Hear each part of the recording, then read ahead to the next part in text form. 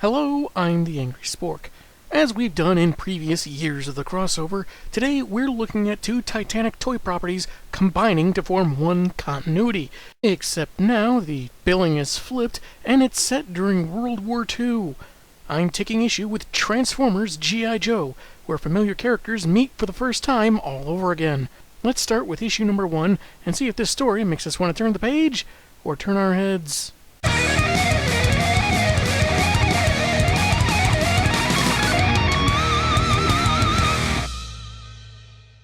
Issue 1's cover is a wraparound, featuring Roadblock, Snake Eyes, Scarlet, and Duke, among other soldiers, in a destroyed area of a city, with Optimus Prime towering over them, already looking a little different, kind of looking like maybe some other vehicle parts were patched onto him.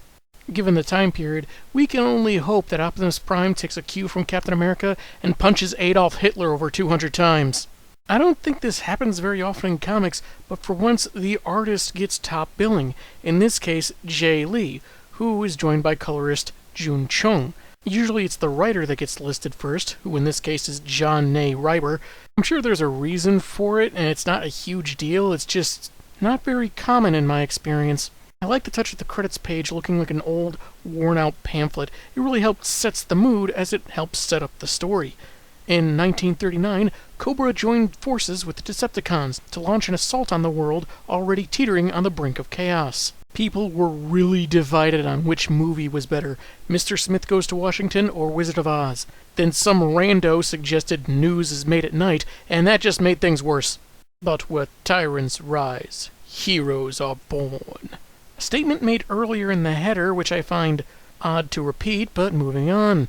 In response to Cobra's alliance with evil alien robots, America forged its first elite strike team, G.I. Joe. And in a desperate counter-strike against the island stronghold of their invincible foes, the Joe team finds unexpected allies, the mighty Autobots. They make it sound all dramatic, but really they just bumped into each other by chance at a local flea market.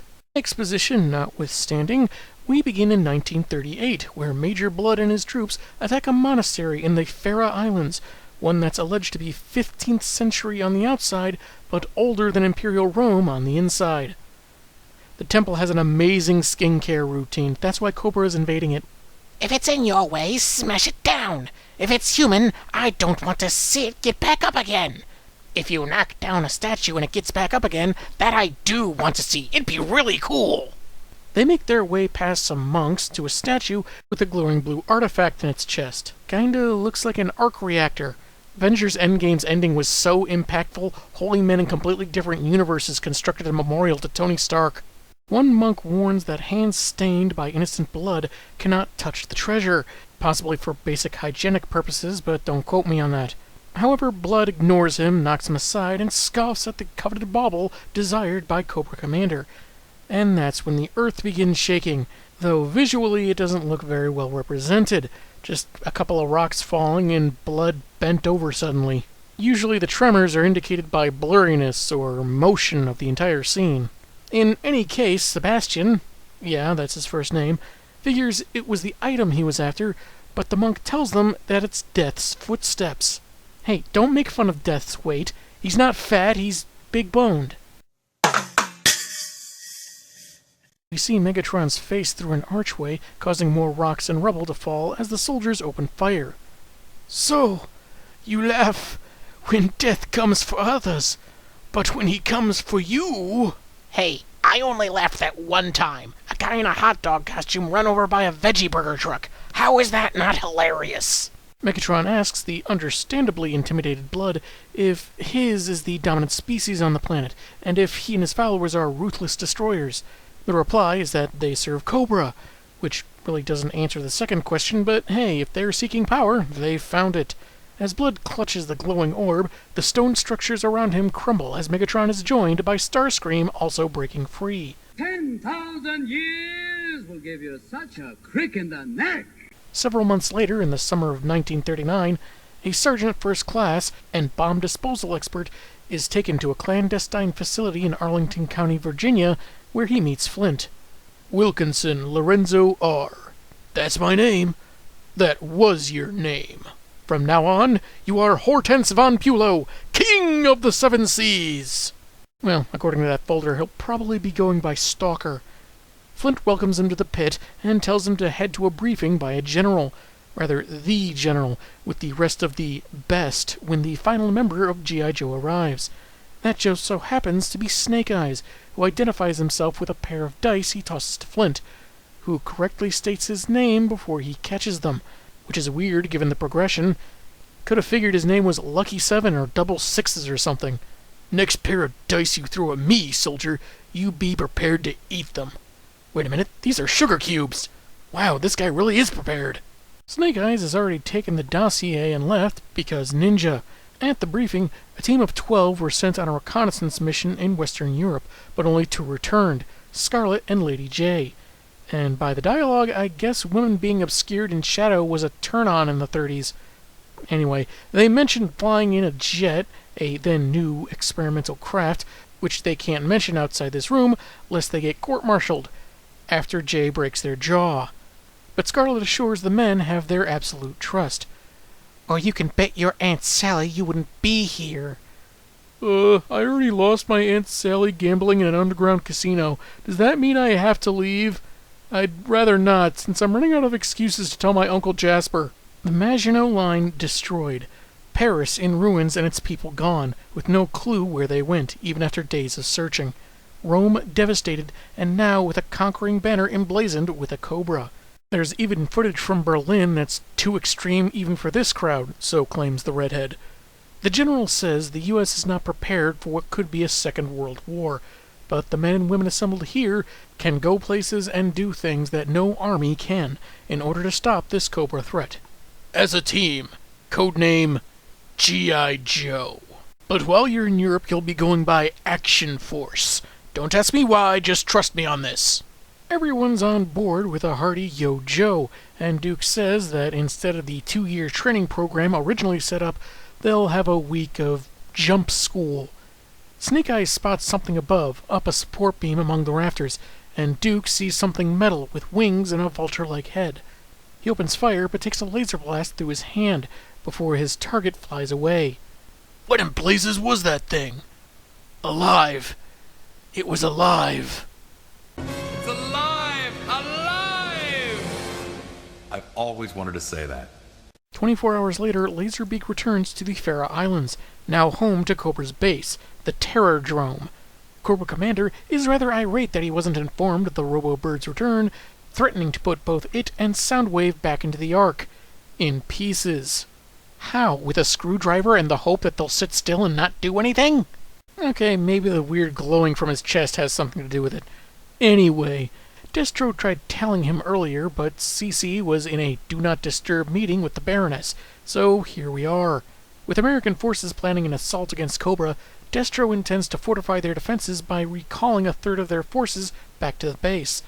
As invulnerable as it is, they could suffer significant damage from a determined strike force. Especially if their determination is based on positive daily affirmations and motivational posters in their bedrooms. I warned you that hang in there, kitty, would doom our global conquest. The commander scoffs at this notion, since only loyal Cobra soldiers know of their fortress's existence. Even if a band of heroes enter their base, they'll surely die, a concept which he seeks confirmation for from Starscream hanging out nearby. Heroes are born to die, Cobra Commander. Heroes and fools. So, Lone Star, now you see that evil will always triumph, because good is dumb. Within a Royal Air Force base on the Shetland Islands, I guess that's where all those ponies come from, the Joes are getting ready, with some a little unnerved about heading into enemy territory, given how destructive Cobra has been so far. And they'll be going in without intel backup or anything they can't carry. They also have a chunk of hull from the USS Hama, possibly a reference to G.I. Joe writer Larry Hama, which has what appears to be a map of some kind, shapes that closely resemble the Farah Islands alongside the Cobra emblem, and another they don't recognize, the Decepticon symbol. Who left it for them is unknown, but it's their best clue to the enemy base. Later in the air, Duke is prepping the soldiers for when they roll out. Several of them spot an enemy aircraft their pilot seems to have missed. They can't call it in, since they're under orders to fly radio silent, when they hit some turbulence. Stalker says he saw a shadow on the wing, shaped like a man. When is Peter Pan gonna put a leash on that thing? Moments later, above the English Channel, apparently maintaining the 80s cartoons trait of Decepticons being able to fly regardless of form, Megatron is musing to Soundwave the foolishness of Cobra Commander, and they could much easier take the Matrix from his corpse. Answers what the glowy thing is, but doesn't answer why they haven't squished him yet. Detecting aircraft nearby, Starscream is left to distract them, and soon Megs and Wave tear the planes apart. They'll have Laserbeak notify Cobra that they're clear to invade the nearby city, but while they seek monetary treasure, the Decepticons will take something much more important: energy. They are going to be so disappointed when they find out 5-hour energy isn't what they think it is. After another 6 hours, the Joes parachute into the Terrordrome, Snake Eyes taking out some sentries as Duke narrates dramatically about how each member of the team can fight as individuals, but he's uncertain if they'll be able to fight as one, which will be crucial when things escalate. If they don't stand together, we'll leave our bones here. I'll leave my femur there, a couple phalanges there, and oh hey, that would be a great place for my ulna! On the 4th 2-page spread of this issue, 2 Joes are hit by a sniper. One of them isn't too worried since he's been shot before, but the other said he saw a devil with a sword, and that's who calls out Snake Eyes, intending on killing him without being seen. I am Storm Shadow now, and a storm casts no shadow. So, what you're saying is you don't exist? What? No, Wait! No! Undone by my dramatic choice of codename! Taking the bait, Snake goes after him, but gets hit with blinding powder so Storm can end him and regain face with the Arashikage clan. Elsewhere, with the other team, they've retreated into the ruins after taking out several Cobras, but not slowing them down. It isn't looking good, especially since they've lost contact with their other comrades. Duke fears they're dead, as they come across a metal monster head among the rocks. Optimus Prime. At least I'm pretty sure it's Prime. It only makes sense, but with all the darkness and subdued colors, they don't exactly make it easy to discern. Issue 2's cover is pretty cool. Ravage bursting out of the ruins to attack Snake Eyes, who must be sweating buckets in that heavy coat. It picks up with the infiltration team figuring out their next move, with Scarlet figuring that the robots they found must be how Cobra has been able to grow into such a destructive force. Roadblock, inspecting what turns out to be Ironhide's cranium, has a dissenting view, which incorporates his 80s animated counterpart's penchant for speaking in rhyme. These things haven't hurt a fly since the dinosaurs were in style. They're busted up, and check the rust. They've been that way a while. It wasn't a meteor that killed the dinosaur, it was changing fashion trends. The device suddenly activates and bursts upward towards the surface, while Ironhide's eyes begin glowing. I want to know why Metalhead here is lit up like Times Square on New Year's Eve. 2 lights is all that comparison requires? Sheesh, New Year's in the 30s must have been dark and confusing. As the probe begins scanning nearby technology, Starscream is some distance away, taking this as a sign that his star is rising.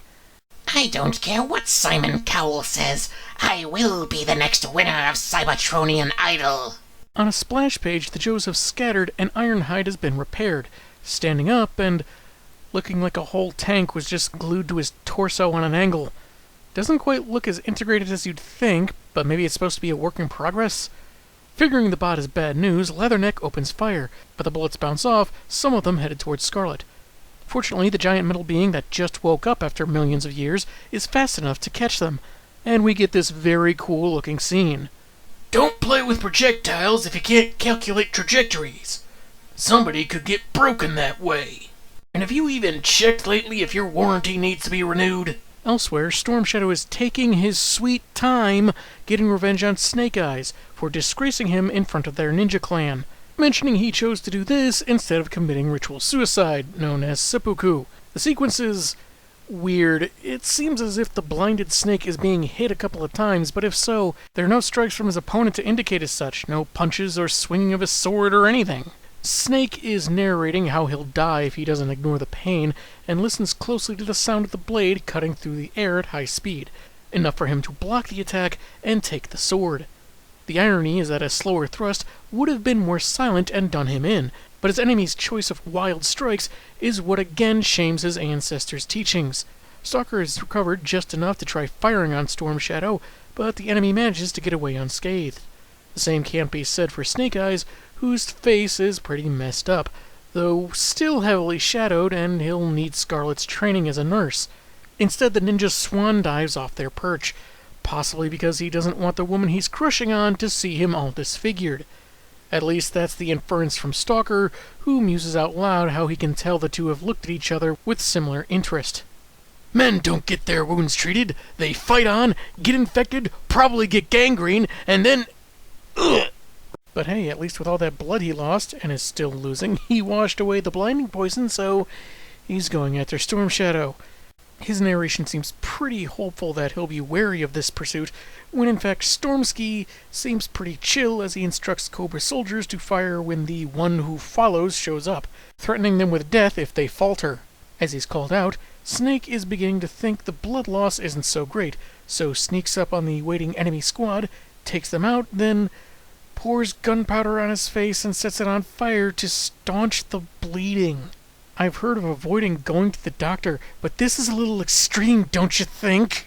I mean, this isn't the first instance of the burn your flesh to seal a wound trope we've ever seen, but realistically, it's not as effective as fiction makes it out to be. And maybe it's just that there's some consistent elements across various incarnations of this character in the comics I'm unaware of, but what would have been the problem with just seeking actual medical attention? This makes him look more stupid than anything else. How bad is your health insurance, man? Anyway, Shadow is still hoping that taunts will draw his target out when a Cobra helmet is thrown at his feet. We then go to a 2-page spread where Optimus, Grimlock, who kind of blends into the background if you don't look closely enough, Prowl and Jazz have all reactivated as well. Prime assures that the Joes are comrades, firing on Ironhide notwithstanding, and Jazz notes that they'd still be asleep had the humans not given them a hand by activating a device they had no understanding of. You know, like the rat in Avengers Endgame. Prime explains the Autobots' long war with the Decepticons and the 3-million-year nap they took on Earth, and for all they know the conflict could be over or Cybertron might not even exist anymore. And oh yeah, Bumblebee's there too. Maybe I missed him in the previous page? Anyway, Leatherneck sneers how Mega Tom and Starsky have smashed cities and killed people, then suggests the Joes carry on with their mission. Weird, I don't recall him being in command. And it's Megatron? Mega Tom was the Decepticon that invented social media on Cybertron, on a site where he was automatically friended to each user. He, of course, called it My Cyberspace. Ironhide and other surprisingly present Autobot Hound also want to head out. Prowl reminds them they need more data to assess before they can move forward. Grimlock, in his own way, acknowledges how their location may have changed, but he still knows the basics of their enemies. Smash Decepticons! Then Decepticons be good! Even after years of intense study of developmental psychology, Grimlock never truly embraced the idea of positive reinforcement. Though his professor was the Hulk, so... Elsewhere, Starscream was talking to himself about his lofty ambitions of wielding the Matrix and deposing Megatron, when the tyrant derides his schemes and slams them into the ground. They've been stockpiling Energon cubes, off-panel I guess, and some Cobra have become suspicious. Our friend Destro believes that they're weapons of some kind. If he were to tamper with them, the results could be... brownies. Possibly cupcakes. Megatron sees the Autobot repair drone in the distance, realizing that his old enemies are up and running again. Before he can go and destroy them, he'll need his soldiers to move their Energon somewhere more secure. Meanwhile, Destro is reporting to Cobra Commander, who insults his metal visage, suggests he's a dog for whimpering an apology, and orders his guards to remove him. Sheesh, he's unhinged, even by Cobra Commander standards. Destro says Megatron wants a report of their southern defenses, but they've lost contact with both the Shrine and Castle outposts, as well as Storm Shadow. Cece's indignant that the giant metal gun is giving orders, then commands a squad of Rattlers to do some recon, led by Wild Weasel. He may be bonkers, but he may also be equally brilliant. The commander then calls Zartan to come out and play. Zartan or the Crow, I can't really tell. We return to the Joes, Roadblock musing how differently the giant robots must fight, since 6 million years of conflict on Earth wouldn't really leave much of a planet behind. That's when the aforementioned Rattlers attack from the sky, mostly toying with the 4 soldiers until Grimlock bursts out of the ground, his vehicle mode being a tank, which feels totally appropriate. Friends run? Oh, friends bring me Grimlock present! Decepticons to smash! Me Grimlock usually get gift cards, which feels so impersonal after a while. Me Grimlock appreciate gesture. Me Grimlock not crying, you not Grimlock am crying. This surprises Wild Weasel, who figured that all the giant robots were on Cobra's side, and he calls back to base. The commander tells them to stand by and await reinforcements. Across the island, Snake Eyes narrates that the guards at the castle's communication center were sleeping, and Storm Shadow doesn't appear to have informed his new allies of the Joe's arrival. As he takes out more Cobra goons, Snake wonders why that is, figuring Shadow knew he'd be followed and is afraid. He comes across a suit of armor, takes its sword and helmet, since he's been walking around in a raggedy mask, and that's when his opponent shows up, suggesting he do himself in with that old sword. If it hasn't lost its edge over time, it'd be a cleaner end than he'll get from Ravage, whom Storm Shadow says will accord him no mercy as the issue ends. Seems like he may have meant afford, but hey, I could be wrong. I wonder what the evil robot Jaguar version of Catnip would be. The second issue felt like it had a much slower burn than the first, mostly focusing on rival ninjas, with little explanation as to why Snake didn't just take a few minutes to get bandaged up. Maybe it'll be forthcoming, like he had to chase Storm Shadow so he wouldn't get the drop on the other Joes later, but otherwise it feels unnecessary for him to basically scar himself like that. We don't get too much on most of the Autobots so far, other than Prime being sullenly realistic about the fate of their planet, and Grimlock's battle readiness. The art is a mixed bag for me. Its uses of shadows and various shades, in particular browns and grays, are part of the mood, a time of war and pain, and it works very well to that effect. But it does leave some details very indistinct, with even entire characters, giant robots no less, indistinguishable from the background.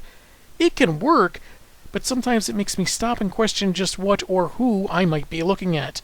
Tune in next time to see if Snake Eyes happens to have a ball of copper wire to distract Ravage with. I'm the Angry Spork, and man, have I got issues.